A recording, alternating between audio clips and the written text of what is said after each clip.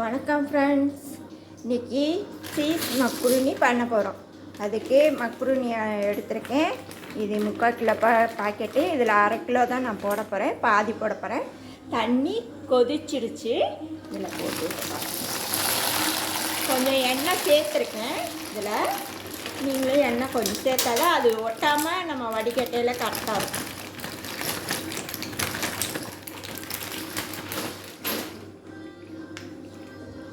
இதுக்கு அளவாக உப்பும் போட்டுருங்க கையோட, அப்போதான் நல்லாயிருக்கும். அளவாக போட்டுக்கோங்க. இதுக்குள்ளே வெங்காயம் தக்காளி காட்டுறேன். இது வெங்காயம் தக்காளி 4 வெங்காயம் 3 தக்காளி அதை கட் பண்ணி வச்சுருக்கிறேன். மிக்ஸி ஜாரில் இது அரைக்கிறதுக்கு சாப் பண்ணுறதுக்கு அந்த 4 வெங்காயத்தை போட்டு வச்சுருக்கிறேன்.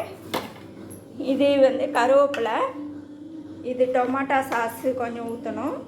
இதுக்கு பட்ரு தான் மெயினாக ஊற்றணும். பட்ரு, பிரியாணி மசாலா, சீஸ் உள்ளே இருக்குது, ஒரு 4 இருக்குது போடுவேன். இதுக்கு காஷ்மீர் மிளகாத்தூள் கலர் வர்றதுக்கு கொஞ்சோன்னு காரப்பொடி 1/2 ஸ்பூன் போட்டிருக்கேன். இப்போ இந்த பொருளெல்லாம் ரெடி பண்ணிவிட்டு உங்கள்கிட்ட காட்டுறேன். இப்போ வடைச்சட்டியை வச்சு இப்போ அடுப்பு பற்ற வச்சுருக்கிறேன். இப்போ இந்த பட்டரை அப்படியே போட்டுற வேண்டியதான்.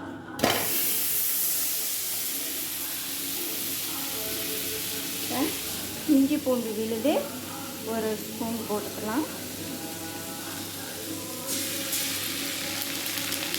இதில் வெங்காயம் போட்டுக்கலாம்.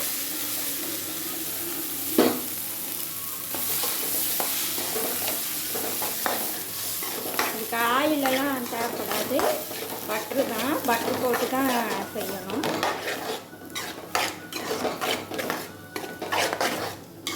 இது 100 கிராம் பட்டரில் நான் பாதி ஏற்கனவே யூஸ் பண்ணிட்டேன். அதில் பாதி தான்.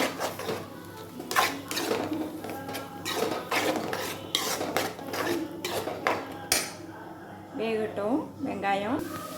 இப்போ நல்லா வதங்கிடுச்சு வெங்காயம். இப்போ காஷ்மீர் மிளகாத்தூள் கொஞ்சம் போடுறேன். கருவேப்பிலை, பிரியாணி மசாலா,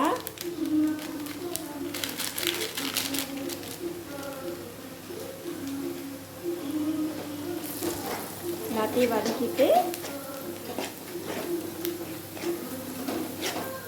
நம்ம ஏற்கனவே மக்ருனியில் உப்பு போட்டிருக்கனால இதில் நான் உப்பு போட மாட்டேன். தக்காளி சாஸு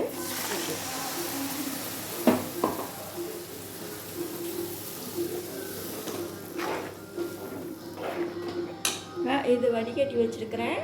இது கொதி வரவும் அது தூக்கி போடலாம்.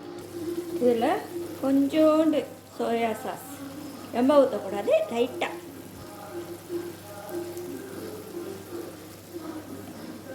சோயா சாஸ் கொஞ்சம் ஒரு மூடி தான் ஊற்றணும், ரொம்ப ஊற்றக்கூடாது. இதுக்கு இப்போ நல்லா எண்ணெய் பிரிஞ்சு கொதிச்சுட்டு இப்போ மக்ருனியை நம்ம கொஞ்சம் கொஞ்சமாக போட போகிறோம்.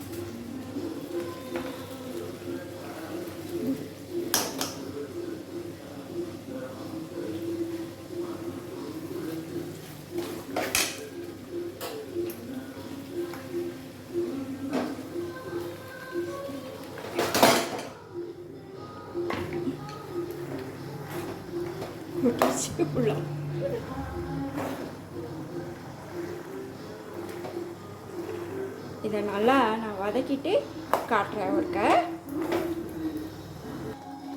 இப்போ நல்லா கிண்டிட்டேன். லவக்குன்னு உளுந்துருச்சு வேற. இப்போ அந்த தக்காளி சாஸு இதெல்லாம் நல்லா கலர்ஃபுல்லாக ஆயிடுச்சு. இப்போ டொமாட்டோ சாஸ் கொஞ்சோண்டு ஊற்றுறோம்.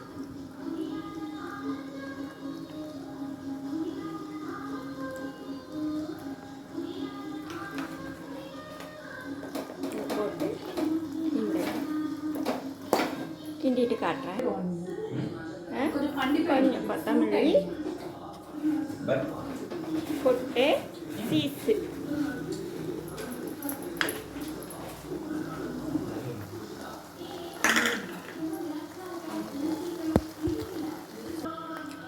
எப்படி உருவி போய் இருக்கு பாருங்க.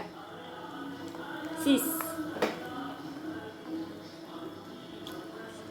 சாப்பிட்டு பார்க்கலாம் எப்படி இருக்கு பாருங்க. இப்போ சாப்பிட்டு பார்க்கலாம். சூடாக இருக்குது.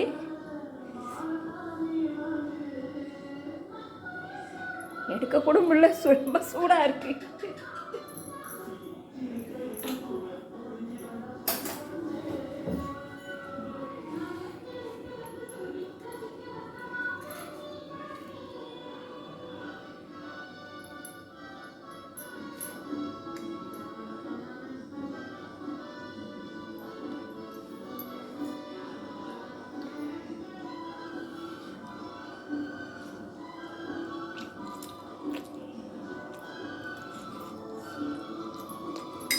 ரொம்ப சூப்பராக இருக்குது.